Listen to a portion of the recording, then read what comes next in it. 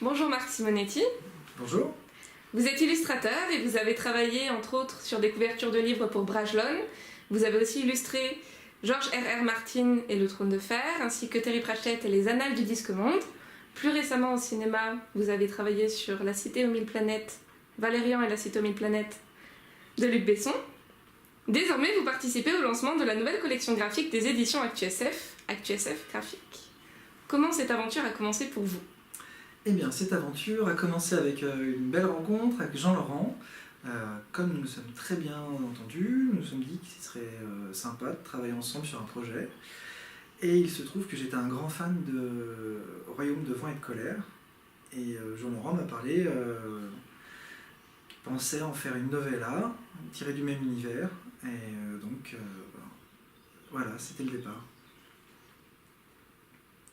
Pouvez-vous nous présenter le projet donc, de cette novella, La Guerre des Trois Rois, sur laquelle tu es illustrateur ? Alors, La Guerre des Trois Rois, c'est donc dans le même univers que Le Royaume de Vent et de Colère. Et on va parler de Axel et de la Compagnie du Chariot.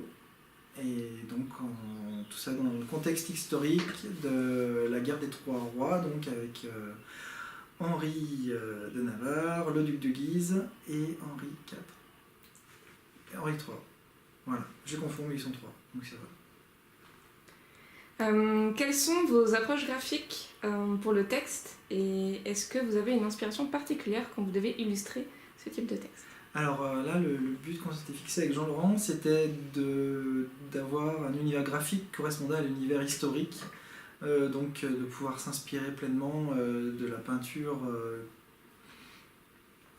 des romantiques comme Géricault, la peinture de Delacroix, s'inspirer aussi des orientalistes, s'inspirer de Rembrandt pour les dessins, donc d'avoir toute cette espèce de matière historique et picturale qui viennent enrichir le récit pour faire un tout uniforme et intéressant. Il s'agit donc d'une novella d'écriture à quatre mains, puisque Jean-Laurent Del Socorro écrit la novella et vous illustrez ce texte. Comment on travaille à deux ? Alors, on a essayé de faire en sorte que s'établisse une espèce de cadavresquie, un petit peu. Donc, Jean-Laurent avait déjà en tête que je sois quelque part un des personnages de la compagnie, puisque c'est un des personnages qui va faire des croquis tirés du texte. Donc, il y a un mélange entre le texte et le croquis déjà à l'intérieur, intégré au récit. Et après, je suis complètement inspiré par le texte, par mon métier d'illustrateur. Et puis après, l'avantage qu'on a cette fois-ci, c'est que de par mes dessins, Jean-Laurent peut rebondir et réadapter un petit peu le texte par endroit pour avoir quelque chose qui va complètement se compléter. Donc voilà, c'est un procédé très organique. Et qu'en est-il de l'approche du style, du genre qui est la fantaisie historique ? Comment en fait faites-vous vos recherches pour les costumes, pour les bâtiments, vis-à-vis de l'époque ?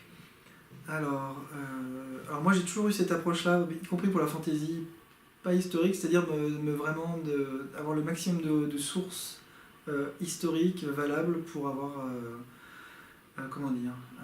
pour avoir des illustrations qui se tiennent et qui ait suffisamment de matière derrière pour que ça fasse sens en fait.